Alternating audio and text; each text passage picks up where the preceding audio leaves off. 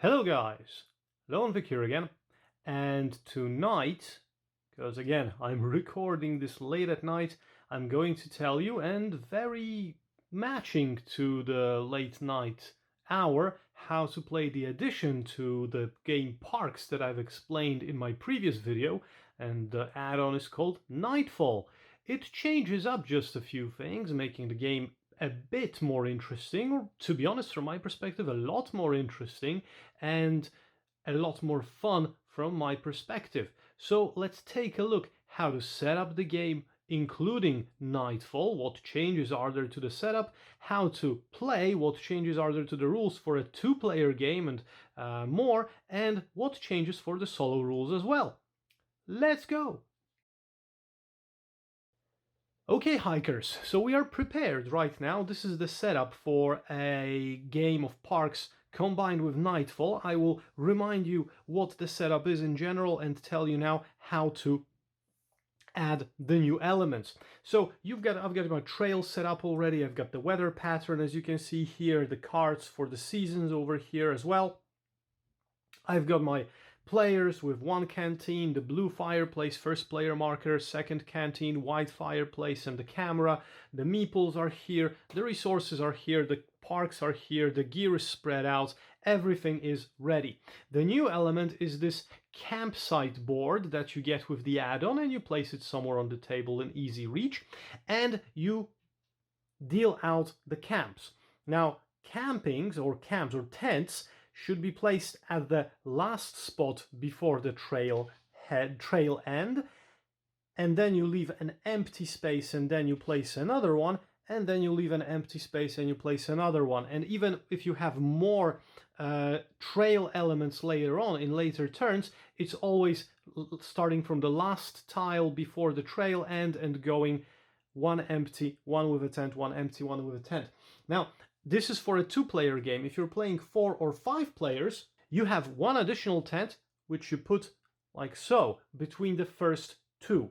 But we're playing a two-player game, so this is out. So we've got the tents, we've got the tent board, and we should take a look at those tokens, or tiles, to be honest, which give us actions that we can do within a campsite. Now, the first thing is that this one has this 5+ marker here, so if you're not playing with 5 players, this one is out. Out of these, shuffle up those, choose 3 at random, 1, 2, 3, and you place them on the table. Mind you that these got numbers in this lower left corner, and these numbers represent the season. So if we're playing round 1, the first season, these are the sides that we should put, and some of them will have the numbers 2 and 3 on the other side, and we'll be flipping them. So right now we're putting them with 1 towards the top. I will move the player a bit here. Okay, like this, like so. Together with the Nightfall add-on, we have a slew of new parks as well, and we will shuffle them into the main deck. Now, the only change here with those new parks is that there were 2 changes, to be honest, and you can recognize those parks by this little star symbol here in the corner if you need to separate them later on, is that when you pay for a park you visit, as you can see, you pay with 1 tree, for example, 1 sun, and 2 random symbols, any symbols you want. So there is a little more variety to it, and sometimes you get this lightning symbol, which tells you that there is an instant action or an instant reward that you get if you are taking this park. So for example, this park, if you visit it, you can visit another park. If you visit this park, and this is for 1 tree and 4 various symbols, whatever symbols you want, you will get a wild token. And for example, with this park, you will be able to buy gear, and so forth and so on. 2 suns here, etc, etc. So you shuffle those in with these cards with the rest of the parks, obviously. Oops, there's a big pile right now, so a lot to go through. I'll just make it a rudimentary shuffle, and you deal out 3 as usual. There you go. the setup is complete for the new game. Oh, no, it's not. One more thing. Remember those year cards that we had in the original game? The ones that gave you additional points that I compared to Wingspan? Now, in the add-on, you've got new ones, and those replace the old year cards. You can differentiate, you can recognize them because these are vertical, while the others were horizontal. So you take those, the other ones go back to the box. Now, each player gains 2 again and selects 1, but these have a bit different scoring type because, as you can see, here, for example, you will score 1 point per 3 water symbols on parks at the end of the game. So this is recurring. This is not a one-time thing. So if you got, for example, parks with 9 symbols, you would get 3 points, and 12 symbols would get you 4 points, etc. So those are cumulative in comparison to the ones from the original game. So, in my opinion, a bit more tactic here because you're a bit more focused. This one, for example, gives you 2 points per 3 parks with trees. So yeah, you'll have to collect parks with trees, and every 3 parks with trees give you 2 points. So after you deal out 2 to every player, so 1, 2, 1, 2, you put all of these here. And you will be able to take additional year cards over the course of the game. Okay, so now the setup is complete. And now I will tell you what are the changes within a game turn. Stick with me, please.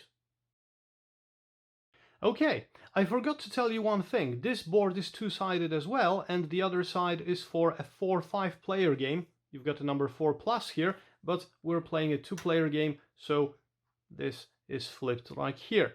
So scoring is the same. You score for parks, you score for year cards. This gives you 1 point at the end of the game, the first player token, and the photographs give you 1 point. That's all the same, nothing changes. Now, the only thing that really changes here in the game is that once you land on a trail with a tent, you have 2 options to choose from.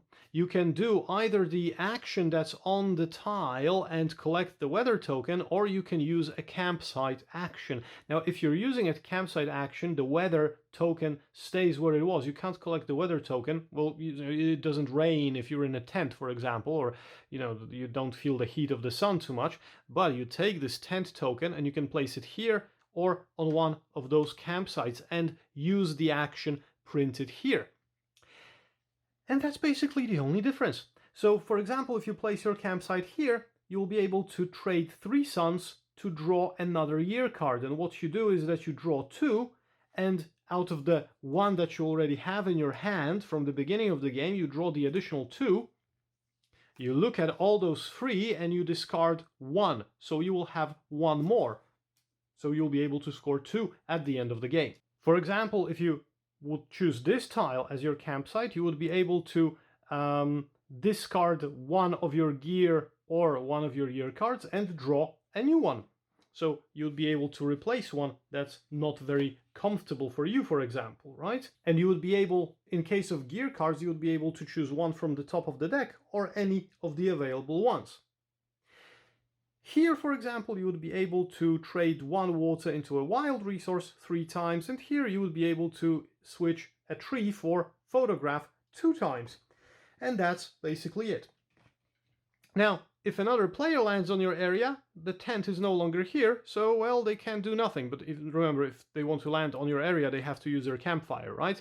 But for example, if you're here, and you decide not to do the camp action and you collect your weather token and you do the action from the area, if somebody goes here, they can either, after obviously using the campfire, they can either do this and not collect the weather token, or they can use the campsite action. The only limitation to the campsite action is that you can't do the same one that somebody's already occupied, where somebody has pitched a tent, so you'd be able only to use this, this, or this.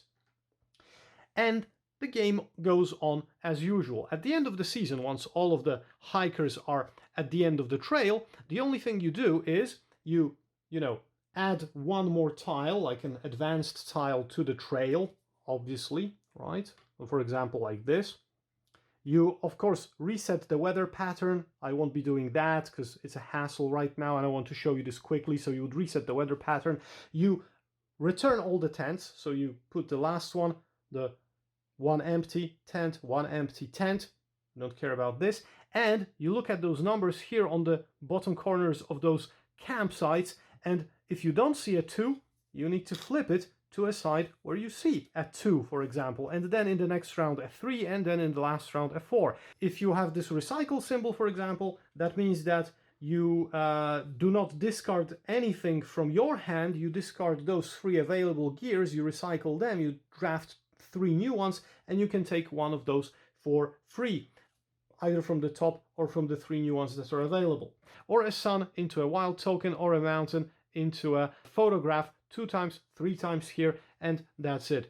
And this is how the game progresses. And at the end of the game, the only thing that happens is that you have those new year goals to score, and those are incremental, and nothing else changes. So right now, I'll just go ahead and quickly tell you how the solo mode works differently. Stay tuned.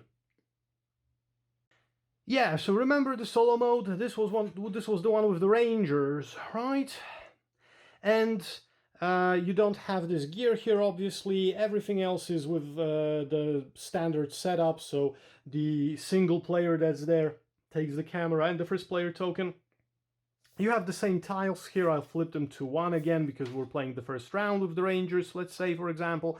And the Rangers, they do only one thing differently right now in this game. They want to clean up the camps that other players left over in the that other people left over in the parks. So if you, for example, move here and then you draw a card and it's a 3, right? So the Ranger would move 1, 2, 3, and he stays here and he collects this weather token and puts it on his card and everything. But if it's the second Ranger, so the one that's more back than the second Ranger that's further back the trail, moves into a space. For example, this Ranger already is here and the player is here, right? So if this Ranger is ahead, then the next Ranger that would move would be the one Ranger that's in the back. Those were the rules, right? If the first Ranger was here, then he would move ahead of the player, but the second Ranger moves when this Ranger is equal or before the player on the track. So if this Ranger moves and goes here, the player has 2 options to choose from. Either the Ranger can collect the weather token, if there is any, on their Ranger card, and remember what happens, those effects trigger, or he can clean up a camp, and this camp just disappears and the player can't use it anymore. If there is no weather token on the area, then the Ranger just cleans up the camp, and that's it. And this is the only change that happens. So those Rangers are therefore cleaning up the camp, and it's only the second Ranger in line that's doing it. The first one ignores those camps because he knows the guy behind him will be doing all the grunt work and cleaning up all those leftover tents, right? So that's basically it. So, well, that's the cat out of the bag. Now you should know how to play this new version of Parks, the one with the expansion with Nightfall. I highly recommend it. It's a great add-on. Especially those year cards add a lot of value and can change your tactics. Those additional actions also give in some variability. So I hope you've enjoyed this video. I hope it was informative enough for you. And if you have any questions, leave them in the comments. If you like the video, hit the like button, give me a subscribe, or, you know, click the notifications as well. You'll be informed about all the new videos that I'm putting up on my channel with how to plays and all the other stuff. And there is some really cool stuff coming in very, very soon. I already know what the mailman is going to bring me next. So stay tuned, be safe, and have a very good night. And well, every opportunity you have, keep on hiking. Remember that hiking is good for you. It's healthy. Visit some parks, go to the forest, and, you know, breathe in the fresh air. It's very important. My name was Lone Vic. My name is Lone Vic. This was Parks Nightfall. There you go. I'll show you the box again. This was Parks Nightfall. Here you go. Have a good night.